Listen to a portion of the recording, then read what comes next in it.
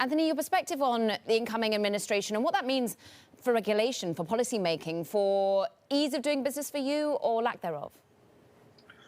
Well, it's interesting because I've had conversations with the Biden team, the economic team, the transition team, et cetera. And I think they're ready to embrace centrism. They're ready to embrace cooperation. I thought the inaugural address was a magnificent speech. Actually, if you actually looked at the transcript, it was a brilliantly worded speech. And when you talk to the economic team, they learned something actually from the Trump administration. We don't want to overly burden our country, our businesses, large and small, with overburdensome regulation. And so if you were going to look back on the Obama years, you would say, well, a lot of good things happened, but they probably slowed down growth as a result of over-regulating. And to be fair to the Trump administration, some of the pulling of those regulatory strings was good for the economy. So I don't see that getting throttled back. The consensus is, they're going to go right back to this is the third Obama administration. But if you really understand Vice President Biden, he's been to my SALT conferences. We've spoken on panels together before. We've had dinner together. He is a classic centrist. He's not looking to do that.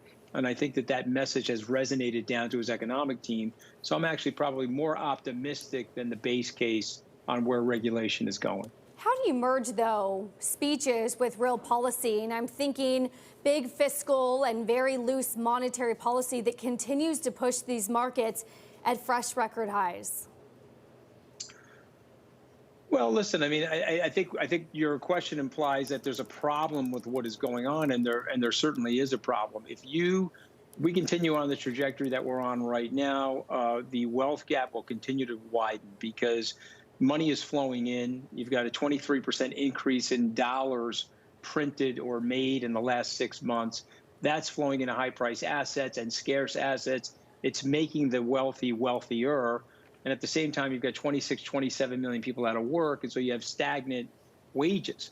And so that's good for core inflation, but it's bad for working class aspiration. So they have to fix that. You can't just use this toggle switch of the Fed, stimulus, easy money to solve our problems. We have to have an industrial policy, a manufacturing policy, a K through 12, re-engineering of our education system on the public side, all those things.